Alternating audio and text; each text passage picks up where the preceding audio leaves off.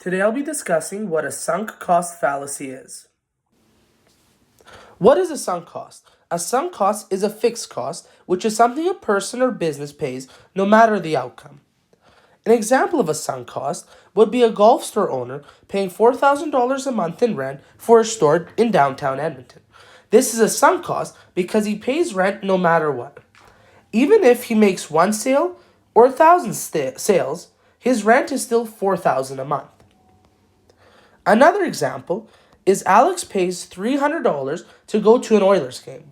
The amount he paid doesn't change if he watches the whole game or if he leaves after the second period because the Oilers are losing by a score of 6-1.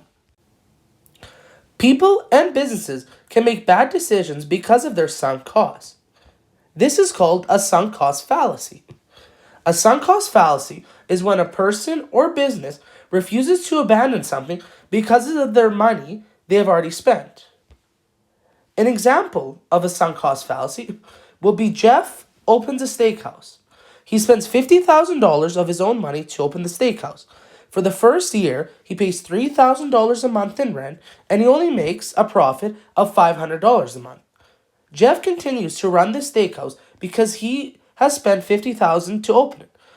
But in reality, Jeff should close down because he is losing more money by staying open versus if he would have closed down.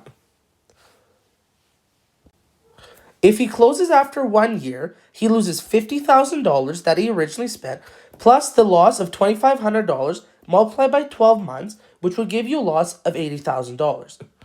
If he continues to stay open after 1 year, he will continue to lose $2,500 per month plus the $80,000 after the first year.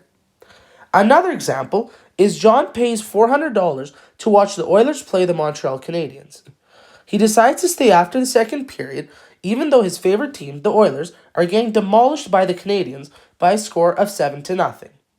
His reason is because he has already spent $400. He might as well stay and watch the rest of the game. But in reality, this is a sunk cost fallacy because he has already spent $400 on the ticket, so leaving early won't change the amount he spent. So it may be the best idea for him to leave so he isn't as upset when the score keeps on getting worse into the third period. I hope that helps you understand what a sunk cost fallacy is and how it affects how a business makes decisions.